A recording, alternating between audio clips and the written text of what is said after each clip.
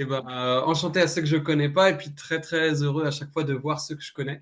Donc Henri, Luc que j'ai rencontré du coup au Québec effectivement, et puis tous ceux dont le visage m'est familier ou le nom. Et voilà, du coup je suis Vincent Bonnier. Moi j'ai rejoint le MFRB au moment de l'AG constituante à Paris un tout petit peu avant en fait, tout simplement. En fait je vais vous raconter un peu comment ça a démarré pour moi. J'ai juste structuré un peu autant que je peux, parce que je suis pas le plus structuré de tout. J'ai une pensée plutôt en ramification. J'ai structuré ça un peu en trois grandes parties. La première partie, ça va être tout ce qui touche autour du groupe, donc la notion de groupe que nous on a créé un groupe local. Et du coup, ben, voilà, c'est les réflexions et ce que ça nous a appris sur comment créer un groupe. La deuxième, c'est sur la réflexion en groupe. Bah, qu'est-ce que je peux vous dire de ce qu'on a retenu autour de la réflexion de nous-mêmes et puis des autres? Comment on a fait réfléchir les autres? Qu'est-ce qu'on a voulu créer là-dessus, etc. Et puis le dernier, bah, comment réussir des événements? Comment fédérer? Comment créer des événements? Comment ne pas les rater, peut-être plus? Voilà, c'est ça. Et puis après, surtout des questions, des questions, des questions. L'idée, c'est plutôt d'ouvrir la parole pour que chacun puisse réfléchir. Voilà, n'hésitez pas à tout moment à m'interrompre. Il n'y a aucun souci pour ça. Moi, je sais ce que je vais dire à peu de choses près. Voilà, j'ai fait des petits post-it un peu partout. Quand j'aurai fini mes post-it, j'en aurai fini. Et puis voilà, je suis ravi de répondre aux questions. Du coup, pour commencer, est-ce que tout le monde m'entend bien au niveau micro, voix, etc. C'est tout bon? Oui. Ok, Parfait. ok. Super. Ça marche. Alors, donc du coup, Vincent Bonnier, moi, un jour, je rentre chez moi un soir et je reçois un mail. Il était 2 heures du matin, 2h30 du matin. Je rentrais de soirée. Genre, je devais avoir la vingtaine bien passée. Il y a plus de 15 ans maintenant, je pense, quelque chose comme ça, 10, 15 ans. Et je reçois un mail d'un ami qui me dit le revenu de base est un sujet qui me tient à cœur. Vous le savez, j'en parle souvent sur mon blog. Il y a un ciné-débat à Saint-Just. Alors là, déjà, je me dis putain, je suis un mauvais ami. Mon ami a un blog, je suis même pas au courant. Et puis deux, évidemment, qu'est-ce que c'est que le revenu de base, quoi. Donc je clique. Et puis je me dis, oh merde, Bichette, il est tombé dans une secte. Voilà, ça devait arriver.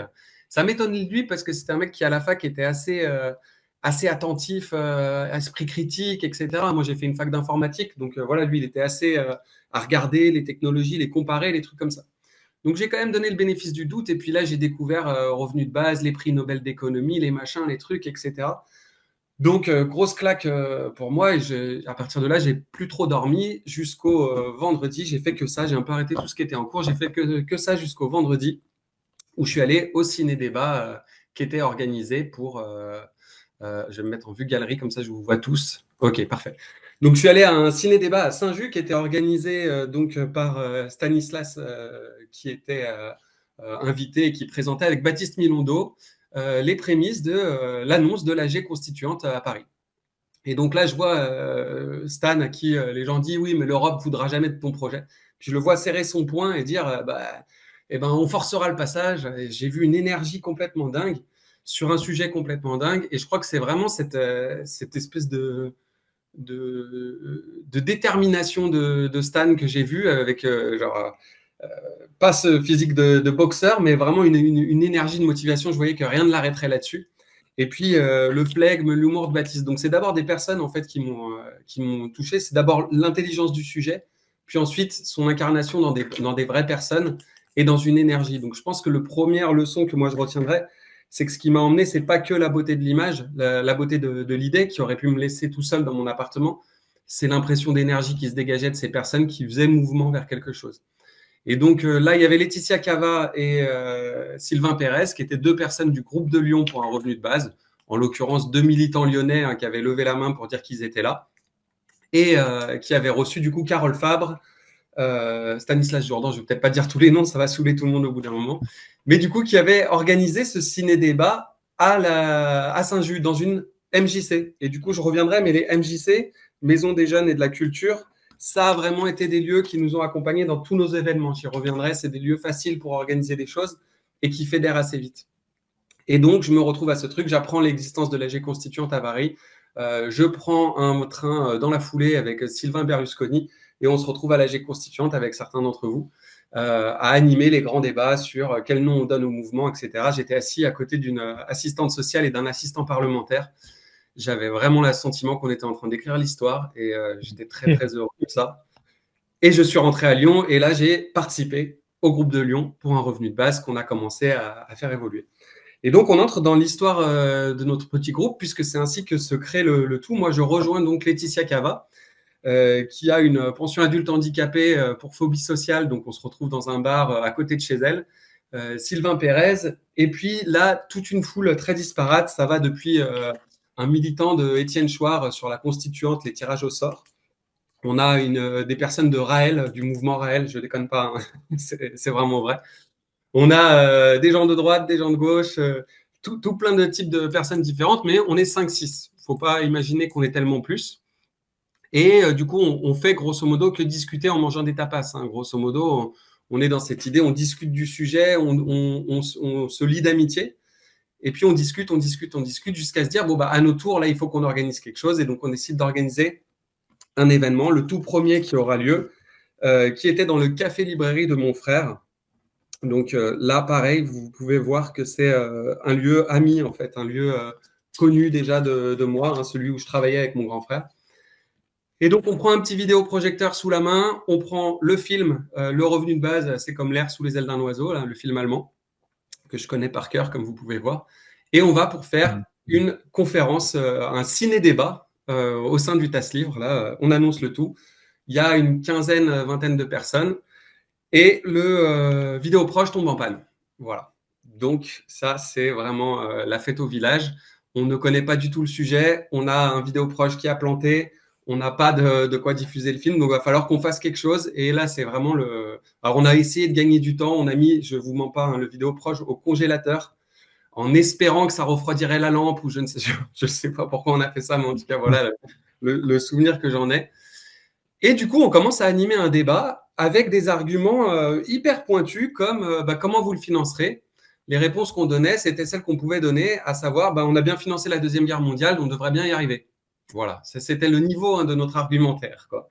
Deuxième niveau d'argumentation, mais comment vous allez mettre en place un truc pareil, c'est quasiment impossible, etc. Nous, on a dit, on a mis en place l'euro, donc ça doit bien être possible de faire un truc comme ça. On n'avait aucun argument à opposer aux gens qui nous critiquaient. Et le public s'est chargé lui-même de défendre le sujet. Et ça, c'est un truc qui m'a vraiment marqué énormément et que je voudrais vous transmettre, c'est le fait que tant qu'on était des bras cassés, les gens prenaient le relais. Ils essayaient de nous aider, en fait, hein. Vraiment, on avait le soutien total des individus autour de nous. Contradiction, j'écris un autre petit truc que je voudrais vraiment vous parler. C'est dans réfléchir. OK. Et donc, ouais, du coup, ce que je voudrais dire, c'est vraiment ça, c'est que c'est finalement les plus beaux ciné-débats qu'on a fait au début, c'est ceux où on maîtrisait le moins le sujet. Parce qu'en fait, le public s'en emparait. À la fin, nos ciné-débats, nos conférences, elles étaient tellement bien foutues que les gens repartaient en se disant, putain, il y a vraiment des gens bien en France qui gèrent le sujet, j'espère qu'ils vont y arriver. Voilà, on avait ça comme rendu, les gens se disaient, c'est chouette, hein, putain, voilà, ça va dans le bon sens finalement. Mais ils rentraient chez eux et ils passaient à autre chose. Ils parlaient peut-être du sujet, mais ils nous rejoignaient pas. Là, de voir des espèces de nulos très très motivés, mais pas très forts, s'engager à fond et prêts à se prendre des coups, même s'ils argumentaient pas, on a eu des gens qui levaient la main pour dire, non, mais peut-être qu'on peut faire comme ci, comme ça, pour répondre aux objections à notre place. Et finalement, la parole circulait énormément. Donc ça a été vraiment un événement fondateur qu'on a beaucoup apprécié et qui nous a jetés dans le grand bain. Et après, voilà, on a continué à organiser des événements jusqu'à alors des réunions plus ou moins réussies. On a eu des réunions, par exemple, où on a perdu 3 membres, 3 femmes qui sont venues et puis qui, à chaque fois qu'on prenait la parole, nous donnaient un petit papier. Et donc, chaque personne qui prenait la parole se retrouvait avec une petite boulette de papier, un petit papier devant elle. Donc, au bout d'une heure de réunion, on avait tous les mecs avaient 3, 4, 5 papiers devant eux et puis les femmes n'avaient aucun papier. Et elles nous ont dit, merci bien, mais voilà, la parole circule pas beaucoup dans votre groupe, donc on était de passage, on prenait juste la température. Voilà, donc on a appris des choses, à se dire, tiens, ok, il faut pas que ce soit tout le temps les mêmes qui parlent, etc., etc. Là où ça nous a vachement aidé, c'est qu'on avait l'articulation avec le mouvement français national et qu'on allait aux événements nationaux où on découvrait plein d'outils qui étaient, ça allait depuis les signes comme ça, là, pour pas faire de bruit, pour applaudir, tiens, c'est trop long, les objections, tous ces systèmes en fait de prise de parole, on les obtenait. La différence entre, tout ce qu'on a dans la sociocratie, hein, mais les clarifications, Pas d'objection sans proposition. Alors ça, c'est une règle, pareil. Je vous la remettrai en résumé. Pas objection sans proposition. Ça, c'était vraiment un truc qui nous a fait bouger jusqu'au bout de la planète. C'est ne jamais accepter une objection sans que quelque chose soit proposé pour lever cette objection. On l'a découvert à l'AG. Et ben, on a pu l'utiliser aussi énormément dans le groupe.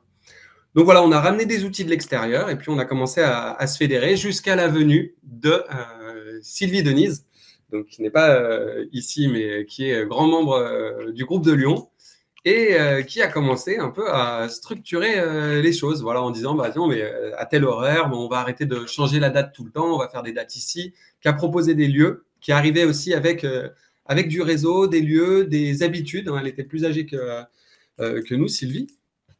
Et donc, on a commencé à structurer le tout. Et puis, avec Sylvie, très vite, on a été rejoint par Christian, son conjoint. Et donc, Christian, bah, feu Christian, hein, pour ceux qui l'ont connu.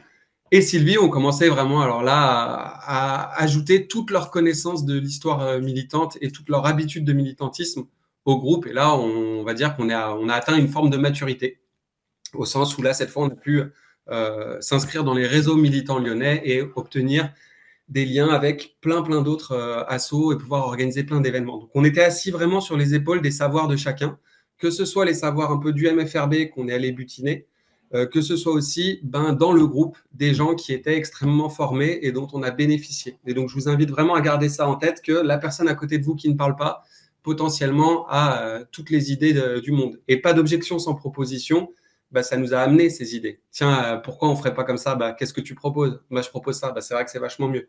Passer l'orgueil, généralement, on accepte le tout. Et puis, bah, des choses comme, par exemple, alors j'ai plus son prénom, mais qui à chaque fois parlait de CNV, on ne savait pas ce que c'était.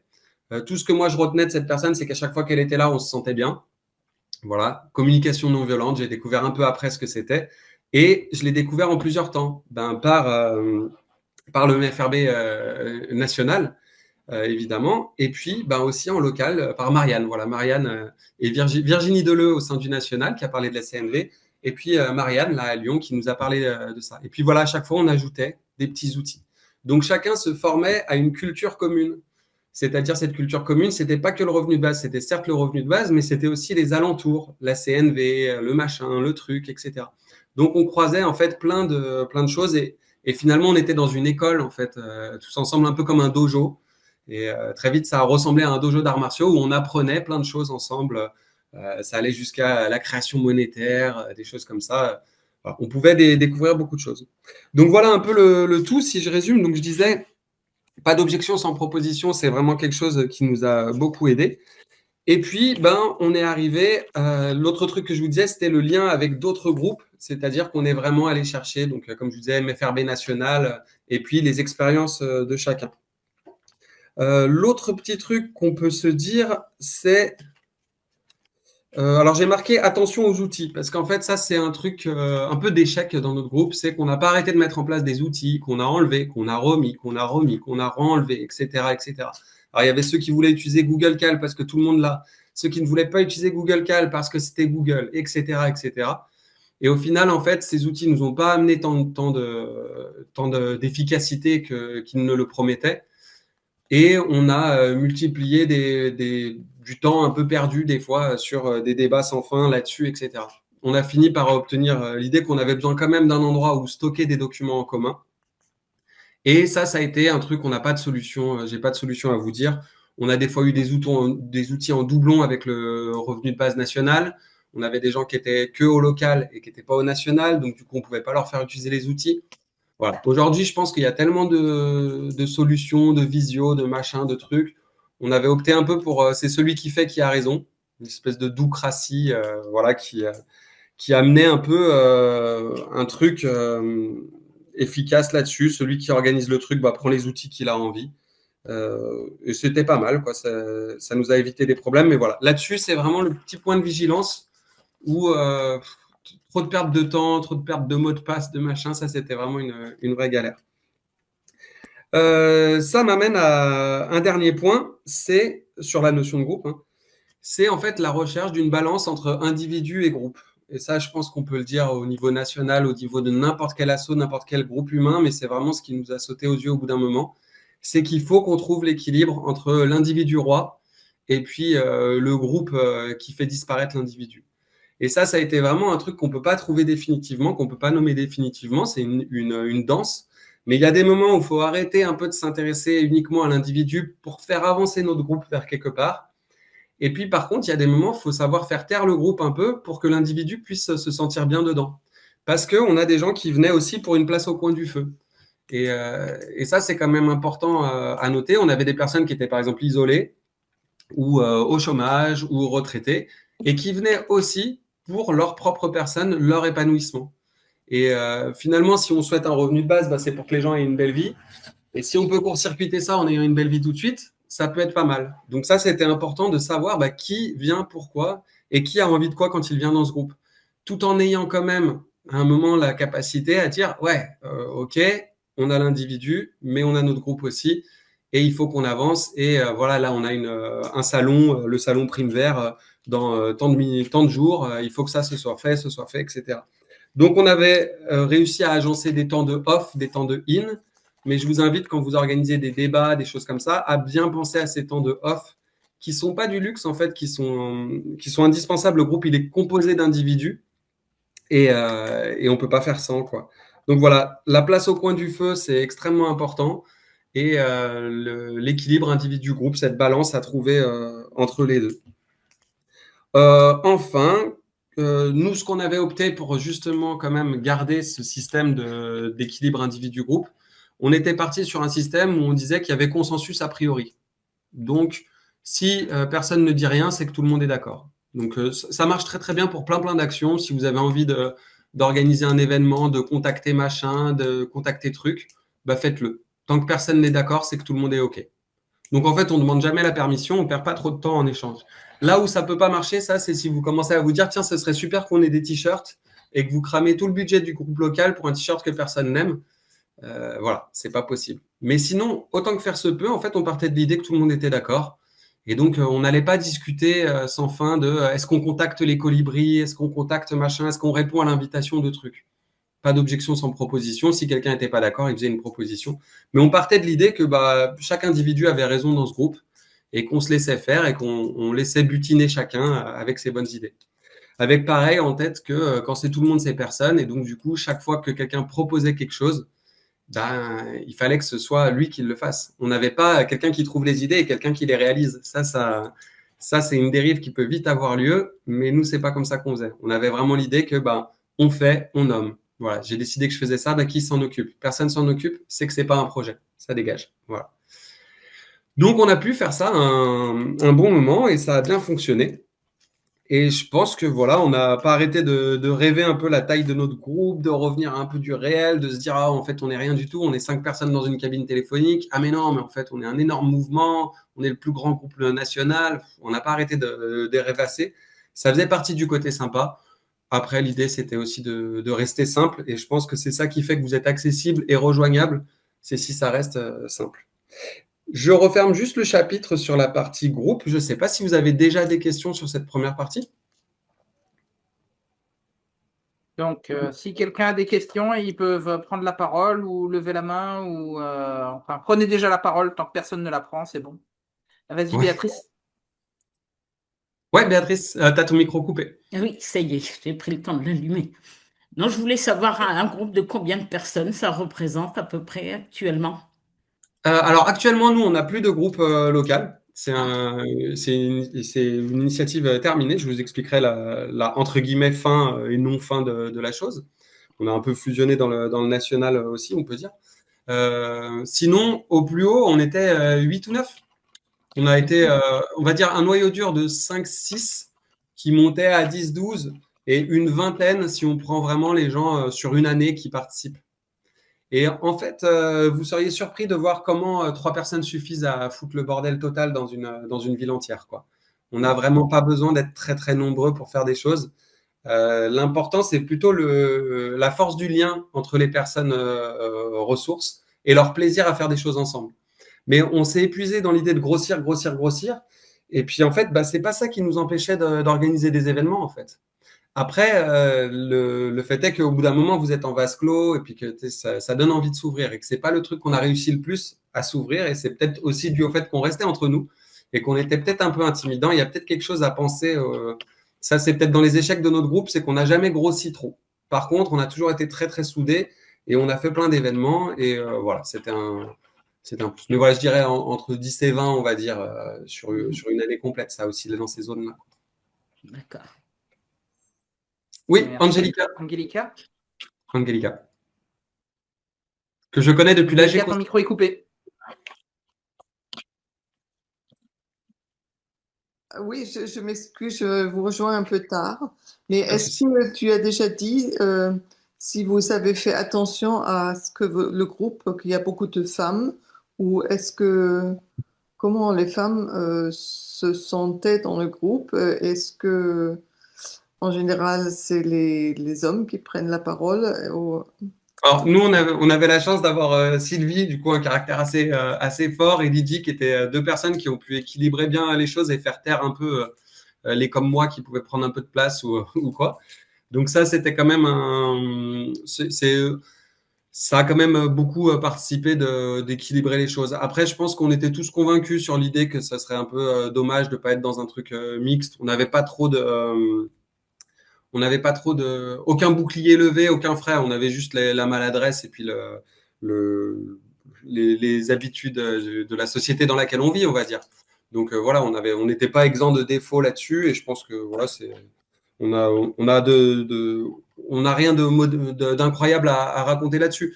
Par contre, c'est vrai qu'on avait la chance d'avoir un groupe où il y avait des personnes qui étaient non seulement attentives, mais en plus qui mettaient des choses en place. Donc voilà. Après, on avait des outils de prise de parole, de tourner la parole. Et puis surtout, comme je vous disais, on se basait vraiment sur l'habitude de gens qui ont de l'expérience. Et ça a vraiment beaucoup aidé. Le fait d'avoir des personnes qui ont l'habitude d'animer des groupes, le fait d'avoir été formé au MFRB en interne pour faire tourner la parole, par exemple, bah, ça nous a permis de rapatrier ça dans les groupes locaux et de ne pas avoir une seule personne qui tient le crachoir.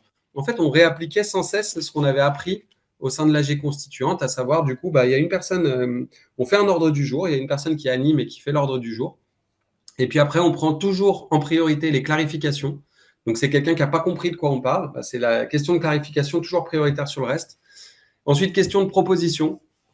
Et puis, bah, comme je vous disais, pas d'objection sans proposition. Et si vous faites une objection forte à quelque chose, bah, c'est soit que vous avez quelque chose à proposer, soit que si ce n'est pas levé, cette objection, vous partez du groupe. Voilà. Donc, histoire qu'il n'y ait pas d'objection pour rien. Donc voilà, ça nous évitait des débats sans fin sur faut-il utiliser je sais pas quoi plutôt que je sais pas qui, plutôt que je sais pas quoi. Voilà, quand c'était pas très important, tout le monde, voilà, l'idée c'était qu'il y ait bonne ambiance et qu'on avance et puis d'aller vite vers la partie off dont je vous parlais, dans laquelle bah, tout était beaucoup plus fluide aussi, quoi. Il arrive plein de fois où on avait des ordres du jour très très courts hein, parce qu'en fait il n'y avait pas besoin de discuter, il y avait des trucs à faire qu'on pouvait pas forcément faire tout de suite et puis d'autres. Et ça m'amène à un point aussi que je vous ai pas dit mais qui était extrêmement important. C'est on avait beaucoup de réunions qui étaient des réunions de travail. En fait, on ne faisait pas des réunions uniquement de discussion, on faisait les choses ensemble. Et ça, je pense que c'est un truc qui est vraiment aussi quelque chose d'extrêmement intéressant. C'est si vous avez 80 personnes à relancer, ben faites-le à deux et relancez 40 personnes chacun côte à côte en buvant du thé, quoi. Et ça, faire ensemble, c'est vraiment faire pendant la réunion, c'est des trucs qui nous ont gagné énormément de temps. C'est-à-dire que voilà, on peut peut-être pas avoir tout le monde quand on fait une réunion en journée. Par contre, si vous faites votre réunion en journée, vous pouvez appeler tout de suite la MJC et savoir quelle date peut être réservée, etc. Et les choses avancent vachement vite, plutôt que quand on les prend à emporter, où là, chacun a vraiment beaucoup de choses à faire, quoi. Donc, faire pendant les réunions, ça, c'est vraiment un gros plus qu'on a eu, quoi. Et je referme ça, et puis du coup, bah, je peux ouvrir le deuxième sujet qui était sur la réflexion. Et donc, du coup, nous, on a été un groupe de pensée aussi. Avant d'être uniquement un groupe de militants pour faire connaître l'idée du revenu de base, on a aussi utilisé notre groupe comme un groupe de réflexion, un groupe de pensée, un groupe de partage. Et je pense que ça a créé énormément de choses de faire comme ça, parce qu'on a développé beaucoup de connaissances en vulgarisation du revenu de base. On a beaucoup évolué dans notre pensée du monde. On a beaucoup partagé, à chaque fois en prenant le revenu de base, avec une idée centrale qui était qu'on ne militait pas pour un revenu de base. Nous, on militait pour le concept de la garantie du revenu. Donc, c'est vraiment très différent. On ne militait pas pour un revenu de base configuré en particulier. On militait, je le redis, pour la garantie du revenu inconditionnel. Et donc, à partir de là, en fait, ça voulait dire que chacun devait aller à la rencontre de son pourquoi, de son combien et de son comment. OK. Et donc, du coup, chacun avait à répondre à ces 3 questions. Tiens, finalement, moi, pourquoi je mets un revenu de base en place? Qu'est-ce qui me motive, en fait, là-dedans? Et puis, je le veux à combien? OK. Et puis, je compte faire ça comment? Alors, je peux vous donner un exemple de mon point de vue, hein. Alors, pourquoi? Ben, moi, par exemple, je vais me dire, tiens, c'est pour la dignité humaine. Voilà. OK, bah, tiens, c'est un exemple. Si je vous donne cet exemple, en fait, un projet politique, on s'est rendu compte, nous, avec le temps, que c'était ce qu'il y avait de plus intime chez un individu. Ça a beau être projeté sur l'extérieur, c'est complètement intime ce que vous allez faire en politique. Donc, quand vous configurez votre revenu de base, en fait, vous parlez de vous-même. Si vous dites, bah, par exemple, moi, c'est pour la dignité, bah, ça veut dire que vous avez quelque chose de positif ou de négatif dans votre histoire personnelle en lien avec la dignité. Si c'est pour la solidarité, pareil, vous avez une histoire personnelle liée à ça. Et c'est intéressant de se dire, bah, OK, en fait, qu'est-ce que c'est qui, moi, m'anime et qu'est-ce qui me touche, en fait, là-dedans? C'est quoi qui me mettrait presque les larmes aux yeux quand j'imagine, ouais, allons, avouons, qu'est-ce qui me met les larmes aux yeux quand j'imagine un monde avec un revenu de base? Alors, c'est quoi qui me touche à ce point? C'est quoi que je veux? Donc, en fait, on a passé du temps ensemble à réfléchir pourquoi. Et on n'est pas arrivé au même, hein. Le pourquoi de Christian, le pourquoi de Sylvie, le pourquoi de moi, c'est pas le même. Et donc voilà, ça c'était un vrai chercher contre, ok. Ça c'était vraiment un truc important. Le comment, ben, est-ce que je le finance avec des monnaies locales complémentaires en partie, une extension de la gratuité? Est-ce que c'est juste de l'argent classique? Voilà, comment je le mets en place par une réforme fiscale? Est-ce que genre j'ai des taxes, etc. Et ça nous permettait de discuter et chacun essayait d'avancer dans la configuration de son revenu de base. On avait cette image que nous avait donnée Christian, qui était une roue de vélo. Et en fait, nous, on accueillait les gens au centre de la roue de vélo et on les aidait à suivre les rayons et à aller vers eux-mêmes, quitte à s'éloigner de nous, hein. Il y a peut-être des gens qui vont arriver à l'idée qu'un salaire à vie, c'est pile ce qu'il leur faut. Un autre que bah, c'est tel revenu de base, tel machin. Voilà, mais notre idée, nous, quand on rencontrait quelqu'un sur le terrain, en fait, on ne pouvait jamais s'engueuler avec personne puisqu'on cherchait à l'aider à configurer son revenu de base à lui. Et donc, on n'était pas prosélyte. Nous, on ne faisait pas du militantisme pour ceci ou cela. On ne s'insultait pas. On était juste, tiens, OK, et ben, toi, Henri, pourquoi ton revenu de base, il est comme ci, il est comme ça? Et en fait, on s'intéressait aux gens juste. Et du coup, c'était passionnant à chaque réunion de dire, bah, tiens, OK, un nouveau arrive. Et toi, alors pourquoi? Et comment? Et combien? Et on pouvait en fait se jouer à mettre des objections. Et puis, chacun pouvait répondre. Et puis, on évoluait. Et donc, à la fin, on avait des beaux revenus de base très configurés qui nous correspondaient bien. Et puis en même temps, chaque fois qu'on allait quelque part, les discussions étaient passionnantes, on pouvait parler avec tout le monde. On voyait que les gens s'animaient parce qu'en fait, ils habitaient leur propre psyché, leur propre intime. Ils trouvaient leurs propres solutions aussi. Et donc, on ne déroulait pas des grandes listes pour convaincre. En fait, on faisait vraiment ça comme ça. Donc voilà, ça c'était un truc intéressant. Donc voilà, le système de cette roue là de vélo, de chacun va vers son pourquoi, son comment, son combien. Et puis, ben, après, ben, on avait quand même du boulot, du vrai boulot, qui était de continuer de réfléchir.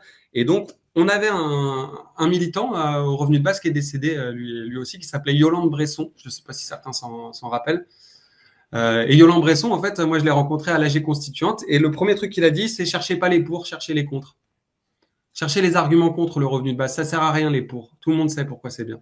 Donc, essayez de trouver contre votre revenu de base. Donc, chercher qu'est-ce qui ne va pas, comment on peut défoncer cette idée, comment on peut, voilà. Et donc, on cherchait à lever les arguments contre. Et là-dessus, bah, en fait, on peut en lever plein. On peut lever l'inflation, on peut lever machin, etc. Et puis, on apprenait tous ensemble, mais comment on répond à ça? Tiens, d'ailleurs, ça génère de l'inflation, mais comment j'y réponds? Et puis, comment, toi, dans ta configuration, comment tu y réponds?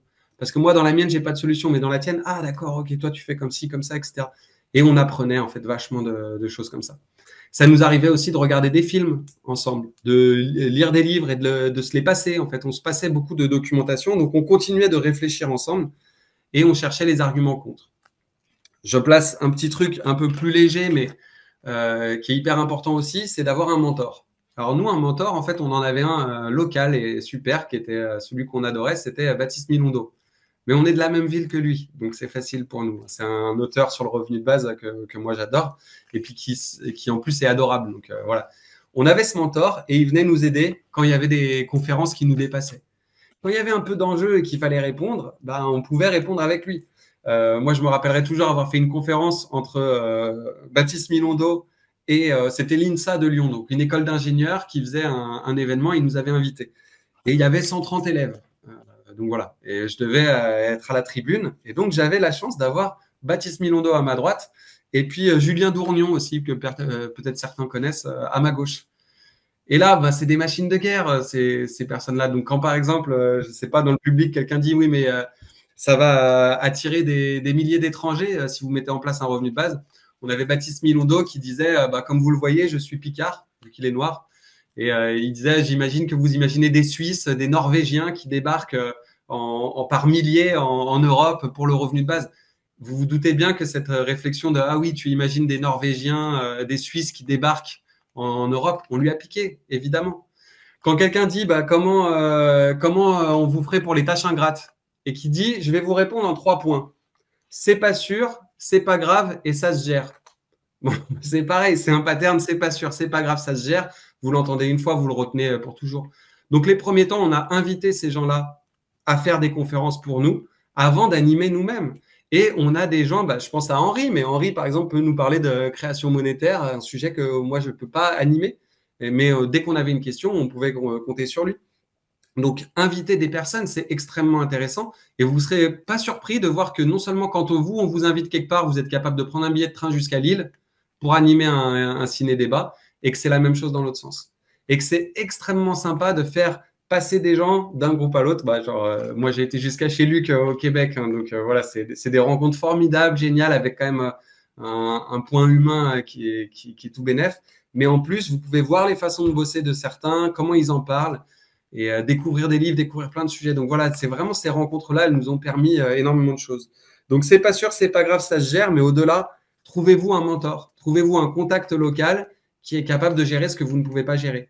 Et le revenu de base, c'est parfait pour ça. Le mouvement français revenu de base, il y a tout un tas d'intervenants. Même quelqu'un comme moi, je peux du jour au lendemain venir vous aider pour un ciné-débat. C'est une cause qui me tient énormément à cœur. Voilà, je pense qu'on peut arriver au bout. Après, à la marge, on a testé des choses comme par exemple envoyer des cartes postales à ses proches, chercher dans son réseau quel plan et opportunités on a. Mais ça va m'amener au sujet suivant qui est l'organisation d'événements. Pareil que tout à l'heure, du coup, sur la partie réflexion, je ne sais pas si vous avez des questions.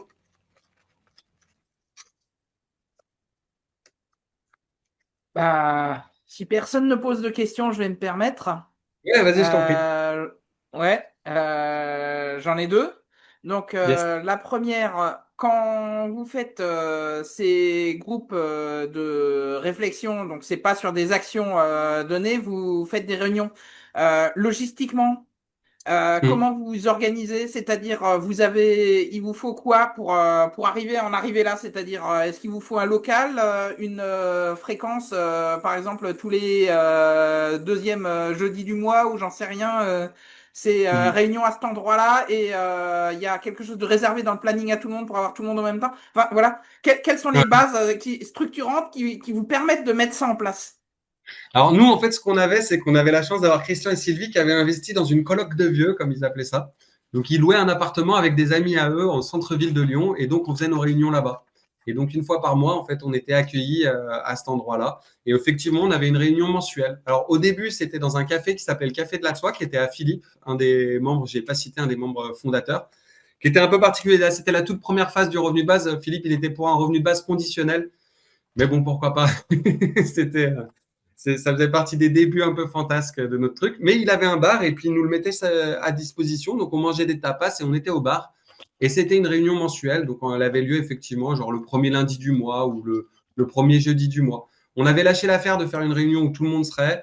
Chacun mettait de la bonne volonté pour essayer d'y être si possible. Mais c'est vrai qu'en fait, au bout d'un moment, c'est trop de logistique de chercher des moments communs. Donc, on avait un horaire qui était tout le temps le même. Et effectivement, on a perdu certaines personnes qui ne pouvaient vraiment pas le lundi. Pas d'objection sans proposition. Hein. Voilà, on a essayé, on n'a pas trouvé. Après, c'est pas parce que quelqu'un vient pas aux réunions qu'il peut pas vous appeler en off, boire un café avec vous dans la semaine. Et donc voilà, on n'avait pas de difficulté à se dire que la réunion mensuelle, vous y étiez, tant mieux. Vous y étiez pas, vous auriez un rapport. Mais sinon, donc c'était tout le temps au même endroit, soit dans un bar, soit dans un appartement. On n'avait pas de local, on n'avait pas vraiment besoin de local. Tout ce qui était matériel de tract et choses comme ça était stocké chez Christian et Sylvie. En gros, on faisait avec les ressources qu'on avait déjà, quoi. Ouais, il y avait une deuxième question. Et après, c'est Angélica. Ouais. Oui, c'est ça. Donc, la deuxième question, c'est effectivement, là, vous pouvez vous réunir chez Sylvie ou dans un bar pour les discussions philosophiques, on va dire, Ouais, ou de modèles et autres. Et tout à l'heure, tu parlais de réunions de travail où, par exemple, tu te mettais à 2 ou 3 personnes pour appeler des gens ou pour faire d'autres choses, peut-être avec du papier, des crayons ou je sais pas quoi. Et du coup, ouais. ça peut aussi se faire dans un bar ou alors là, vraiment, Ouais. il y a quelque chose de plus contraignant pour, enfin, vraiment Nous, logistiquement. moi, j'ai accueilli, je sais pas, au moins 30 fois des événements de travail chez moi. On a fabriqué un robot D'accord? géant pour la manif du 1er mai, un robot en carton, etc. On a tout construit dans ma chambre avec Sylvie. En fait, en fait, rester simple, c'est ça aussi, hein, c'est se dire, bah tiens, en fait, dans notre appart, c'est très bien. De toute façon, à partir du moment où vous essayez pas d'être 80 000, et quand vous savez de toute façon qu'au bout de 3 personnes, c'est pas la peine de plus. La quatrième, elle met la musique, hein. Il y a rarement des activités qui prennent plus de 4 personnes. Donc voilà, du coup, on n'a pas forcément besoin d'être plus. Et après, sinon, il y a tous les temps de l'école buissonnière.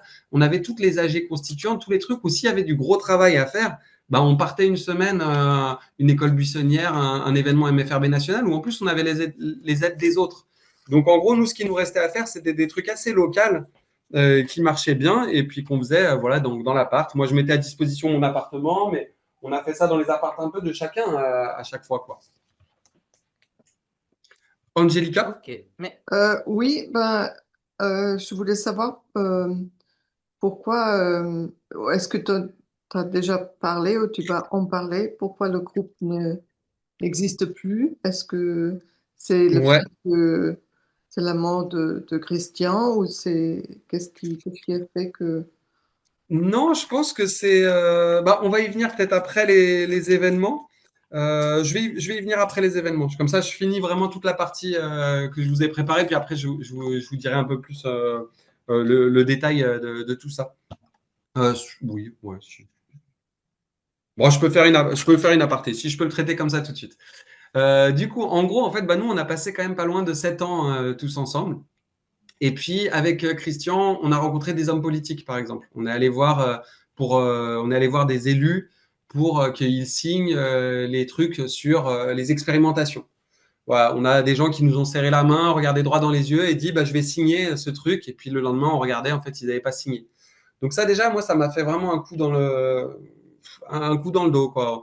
On a vu des interventions, enfin moi je parle pour moi là pour le coup, hein, mais de Martin Hirsch, je crois, donc créateur du RSA. Autant vous dire que si vous êtes à l'origine du RSA, vous avez aucune chance d'avoir pas entendu parler du revenu inconditionnel, c'est complètement impossible. Et qui dit sur un plateau télé, votre revenu de base, peut-être sur une île, ça pourrait marcher. Ça nous a vraiment mis, moi en tout cas, ça m'a vraiment mis un coup de bâton dans le dos de voir le monde politique qui ne prenait pas le relais de tout ça. J'ai vu des partis de gauche, même radicales, dire bah ouais, en fait, on a ça dans les cartons, mais les gens sont pas prêts. J'ai vu des gens me dire à l'époque des gilets jaunes, ouais, faudrait aller sur les ronds-points, éduquer les gens.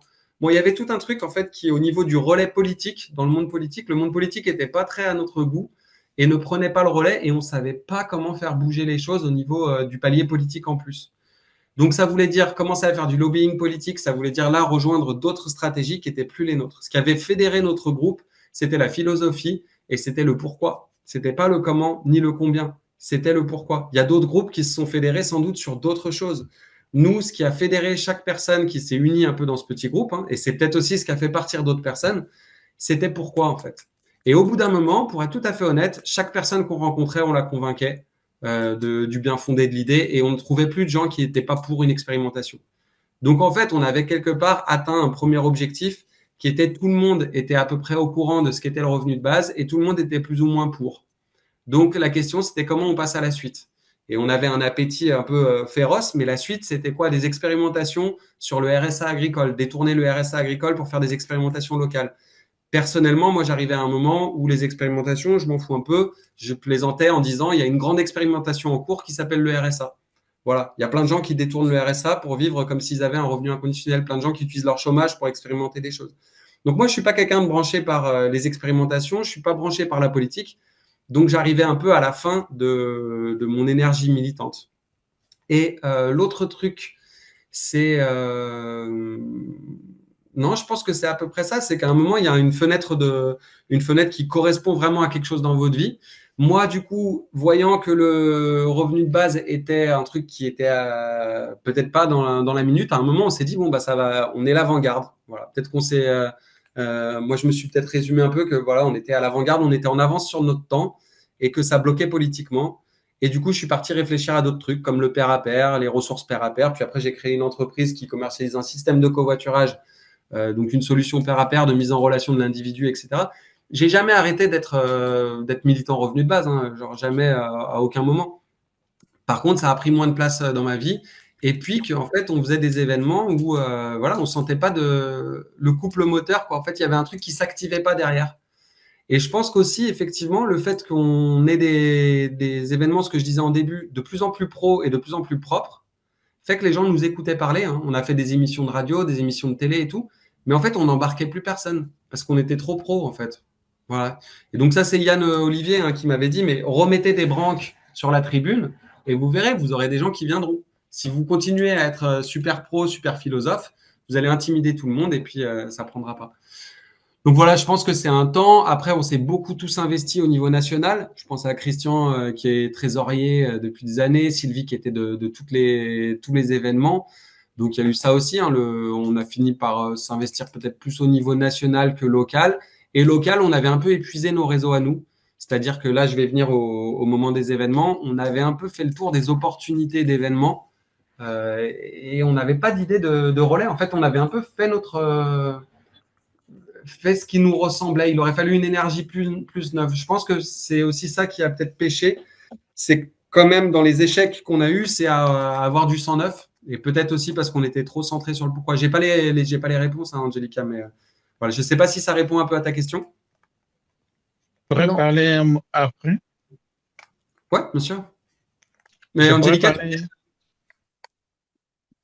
Angelica, tu disais? Non, ça m'a pas vraiment expliqué l'échec. Non. Ok. Mais je sais pas trop comment te dire, parce qu'il n'y a jamais eu aucun conflit entre personnes. Il y a juste eu un moment où on avait moins d'événements, des événements plus espacés, on avait moins d'initiatives de chacun.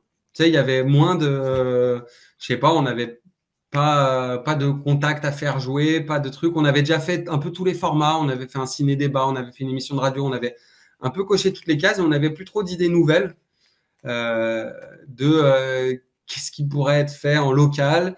Il y a eu aussi un moment, on s'est mis à l'unisson aussi du revenu de base MFRB lui-même qui n'allait pas vers une dynamique de groupes locaux, qui était plutôt l'idée de fusionner tout ça au national.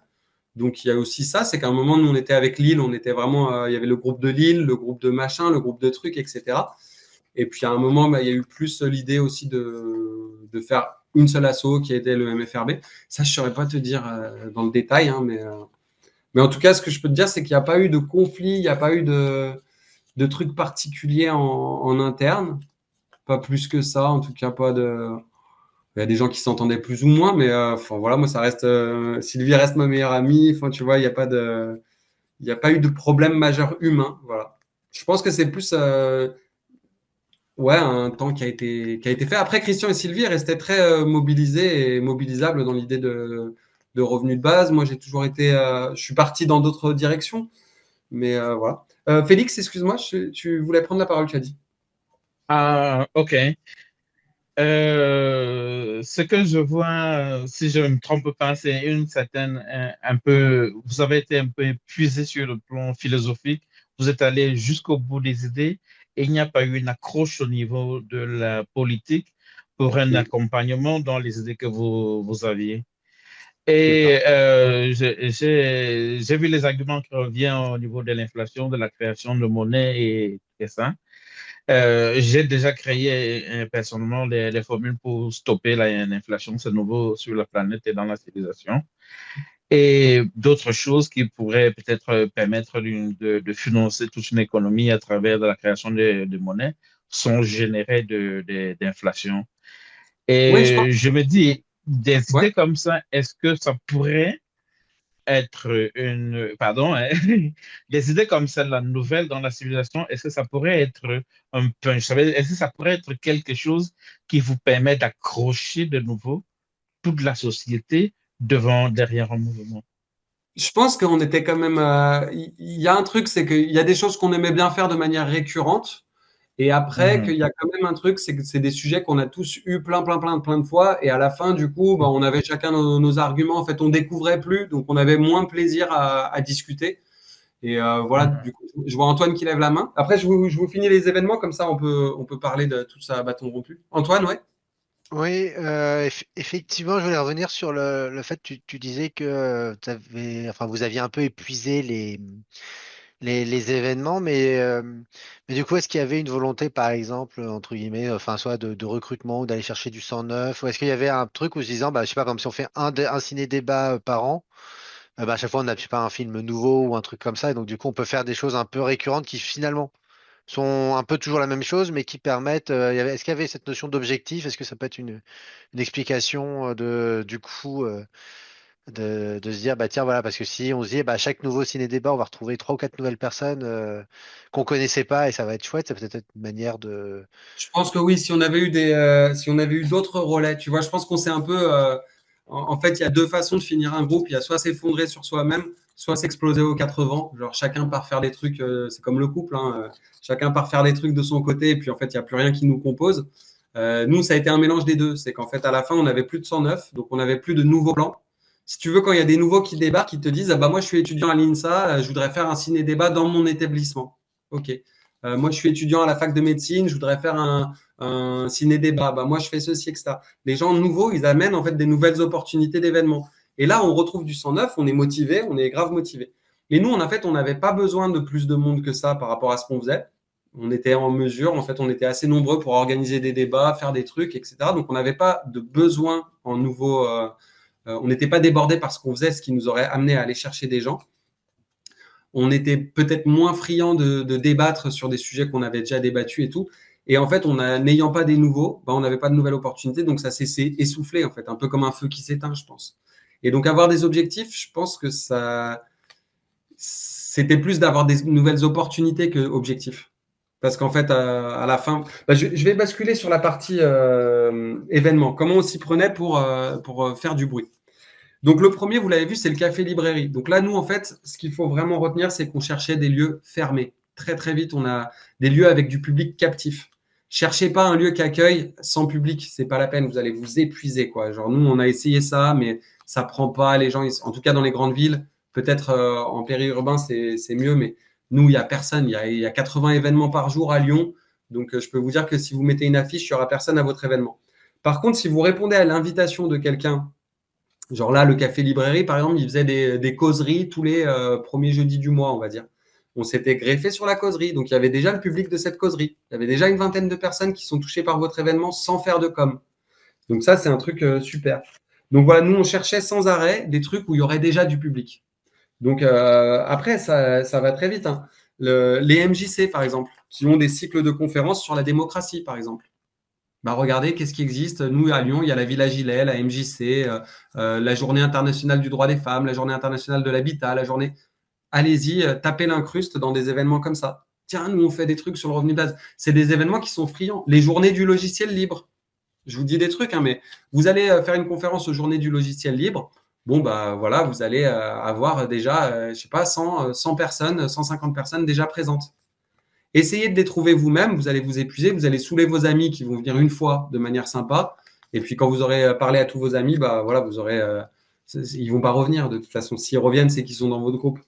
Donc voilà, du coup, les MJC, super. Qu'est-ce qu'on avait d'autre encore donc les cinémas qui des fois font. Donc nous, on a organisé des projections. Ça, c'est les essais qu'on a fait. Par exemple, quand on avait un film, on prenait toujours le film comme support. Vous trompez pas, c'est vraiment un super outil, le film, et peu importe sa qualité, genre c'est hyper bien. Les gens viennent voir un film. Les gens, grosso modo, ils viennent faire quelque chose, une activité, manger et boire. Si vous avez les trois, vous êtes les rois du pétrole. Donc nous, on faisait une diffusion d'un film, à manger, à boire. Là, à partir du moment où vous vous proposez à manger et à boire, ben, vous avez en fait des gens qui font d'une pierre deux coups, ils mangent et ils font une activité. Si vous les laissez manger de leur côté, ils viendront pas. C'est aussi simple que ça, quoi. Donc, du coup, le film, il n'y a pas besoin qu'il soit nouveau. Personne l'a vu, le film allemand. Et vous ne regarderez pas un documentaire chez vous, à part si vous êtes comme les Happy Few qu'on est. Les gens ne regardent pas un documentaire sur le revenu de base tout seul le soir chez eux. Non, par contre, dans une MJC, par contre, dans un cinéma, oui. Donc, faire une diffusion de film et préciser bien qu'il y a à bouffer et à manger.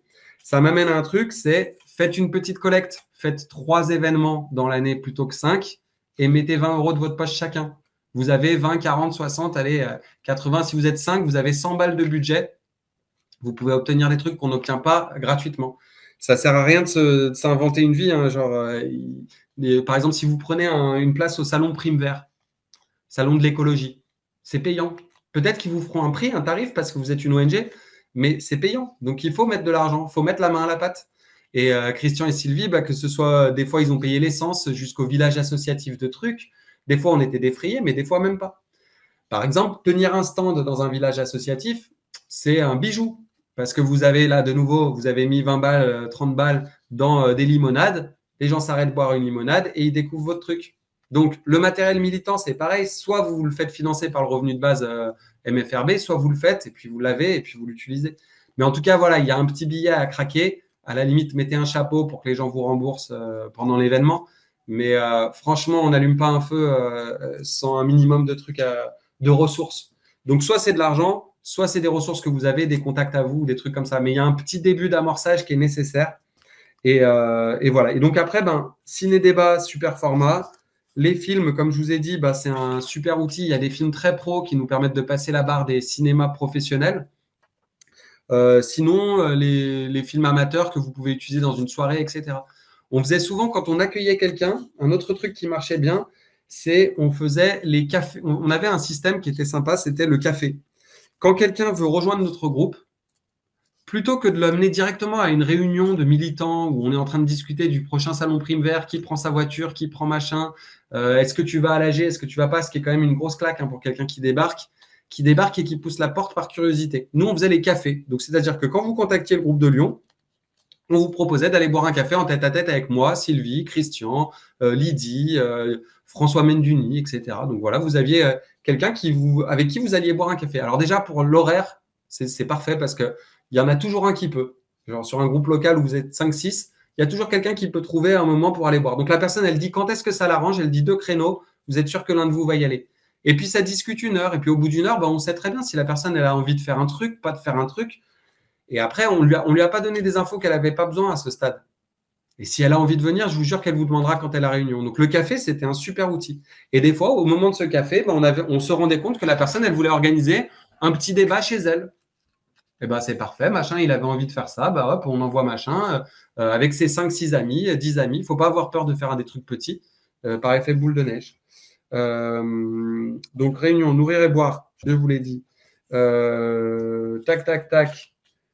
Donc les synergies, comme je vous disais, c'était vraiment aller voir la Ligue des droits de l'homme, aller voir toutes les associations amies, quoi. La Fondation l'Abbé Pierre, Notre-Dame les Petits Frères des Pauvres, tous les trucs, ATD Carmonde. Il faut que vous ayez la liste de tous les gens qui font un peu comme vous. Les colibris, les machins. Parce que c'est de la synergie de fou, en fait. Eux, ils vous diront Alternativa, tiens, il y a tel événement. Ah en fait, on cherche quelqu'un. Et c'est des cousins, c'est des gens très proches de vous, quoi. Donc voilà, ça c'est comme ça qu'on se retrouve avec les réseaux, avec les infos, avec ce genre de trucs. Donc bien penser à faire de la synergie, ne pas travailler seul dans son coin, c'est vraiment une erreur, quoi. Tenir un stand, c'est du coup justement avec cette synergie qu'on se rend compte que y a machin qui va au salon truc, ça coûte 300 balles un stand, vous le prenez avec 6 shepherds. Voilà. Vous êtes, il y en a un qui défend les baleines, l'autre qui défend le revenu de base. Vous pouvez vous dire oui, mais ça n'a rien à voir. Les gens s'en foutent complètement du revenu de base tant qu'ils vous ont pas croisé. Donc vous pouvez vous mettre en binôme avec qui vous voulez. C'est pas un souci. L'important c'est d'être quelque part et d'accueillir les gens. Voilà, donc lui est rendez-vous. Après, il y a des trucs à la marge qui ont été super sympas. On a créé un robot géant, une mascotte du groupe de Lyon qui s'appelait La Robote. C'est une robot féminine. La robote du revenu de base, et on défilait dans le 1er mai. Comme on était petit, il fallait qu'on se rende très visible. Et donc ça, c'était une super idée, une sculpture. Putain, c'est super. Faut pas hésiter à taper dans des trucs originaux, nouveaux. Vous collez des pièces à la super glue sur le sol qui amènent à une boîte à tracts. Voilà, ça c'est une idée. Une manifestation de Playmobil sur un pont. Voilà. Moi, j'étais le roi pour avoir des idées comme ça. Il y en a 1 ou 2 qu'on a pu mettre en place. Et après, voilà, comme je vous dis, si on attend qu'il y a tout le monde, c'est pas la peine. Faut être à partir de pas grand monde, on peut vite faire des choses très chouettes. Puis après, ça fait un peu boule de neige, les gens vous contactent. j'arrive au bout de mes papiers et du coup, je finirai avec un que j'ai oublié, qui est très particulier, c'est ne pas convaincre. Et ça, ben, je vous raconte en fait un petit épisode qui m'est arrivé. Voilà, genre, quand je faisais du Blablacar, parce que l'idée c'est aussi, vous faites un groupe de Lyon. Le groupe de Lyon, pour nous, c'était un support pour notre militantisme personnel. On avait ça hein, comme équilibre individu-groupe, c'est-à-dire on militait pas en groupe, chacun militait et on se retrouvait. En fait, c'était comme un café dans lequel il y a tous les gens qui s'intéressent aux revenus de base. Et vous avez tel projet, vous venez trouver des gens qui peuvent vous aider à le faire. Mais ce n'est pas le groupe qui fait, c'est chacun individuellement. Donc en fait, c'était un outil au service des gens qui militent. C'était ça notre groupe de Lyon, hein. C'était pas autre chose. Et donc moi, par exemple, une de mes façons de militer systématiquement, ma règle d'or, c'était dans tout Blablacar, une fois qu'on est sur l'autoroute et que les portes sont bien fermées, eh ben, je commence à parler du revenu de base. Le revenu de base, vous connaissez, etc. Ça m'a permis sociologiquement de parler à toute la France et de recevoir des avis de plein de gens différents. Et puis j'ai testé plein de trucs du genre, qu'est-ce que vous faites comme métier, monsieur? Et puis je répondais, ah bah, je suis à l'ENS en économie. Voilà, ça me donnait un petit argument d'autorité pour parler du revenu de base. C'était du mensonge, hein, ni plus ni moins, mais voilà, genre, je fais HEC, voilà, je testais des personnages, voilà. Et puis un jour, en fait, j'en avais marre de parler du revenu de base comme d'habitude. C'était au tout début. Et la personne me dit, oui, qu'est-ce que tu fais dans la vie en ce moment? Évidemment, j'avais qu'une envie, c'était parler du revenu de base.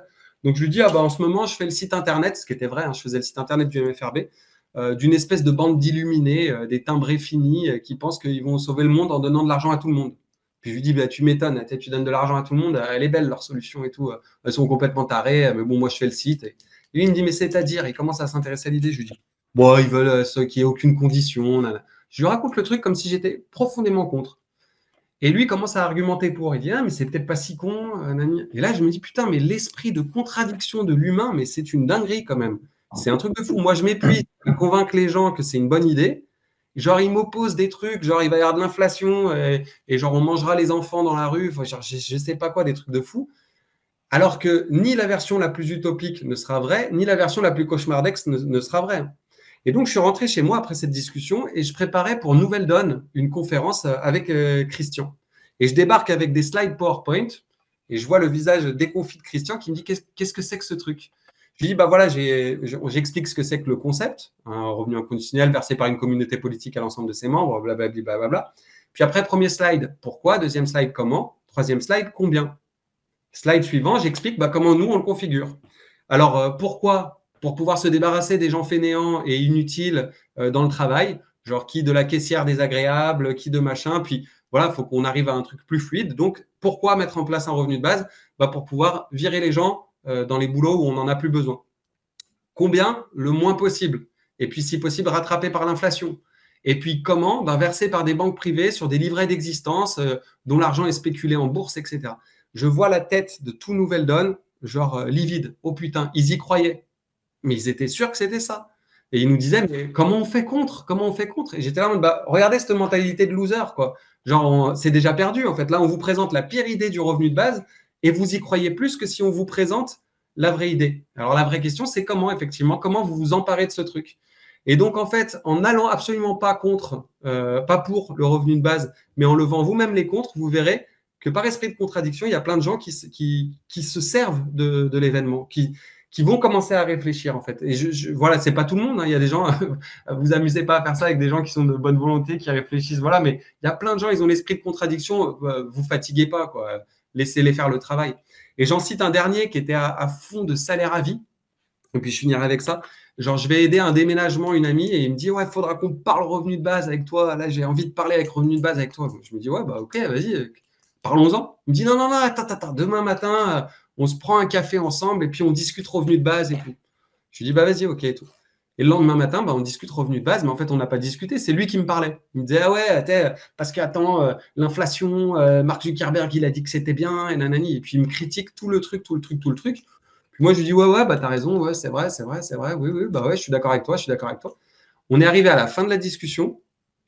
Et il m'a dit, mais attends, en fait, si tu es d'accord avec moi sur tout ça, je ne comprends pas pourquoi tu es pour un revenu inconditionnel. Et là, j'ai pu parler. Là, j'ai pu dire pourquoi, dans mon monde, pourquoi, comment, combien. Et là, j'avais toute l'attention de la personne. Et donc, je finirai avec ça, c'est que ce n'est pas la peine de forcer l'écoute de quelqu'un qui n'écoute pas. Il faut créer des opportunités douces de faire réfléchir les gens là où ils en sont, à partir de là où ils sont, avec les choses importantes pour elles. Et du coup, la première question, c'est pourquoi, et vous, si votre revenu de base était garanti, qu'est-ce que vous feriez? Et cette question, en fait, au bout d'un moment, nous, on a oublié de la poser, mais c'est la plus belle de toutes. Et c'est celle par laquelle on a tous commencé, en fait. Qu'est-ce que tu ferais si ton revenu était garanti? Et là, vous vous intéressez à l'individu. Plus vous allez proche de l'individu, plus vous allez au plus proche de son intimité, plus vous retrouvez de l'estime, plus vous retrouvez un projet de société. Et c'est, en plus d'être beau, c'est hyper liant. On découvre plein de trucs, des idées super belles. Et moi, ça m'a redonné foi à l'humanité en quelques années, hein, le revenu de base. Juste de voir à quel point les gens avaient plein de projets. J'ai fini tous mes post-it. Donc voilà, sachez qu'il y a encore plein de gens. Moi, j'ai juste pris la parole parce que ça me faisait très plaisir de remettre les pieds dans le MFRB de manière très concrète. Mais voilà, Sylvie aurait sans doute dit autre chose, Christian aussi, Lydie aussi. Enfin, je n'ai pas la parole d'évangile. Hein, c'est voilà, voilà.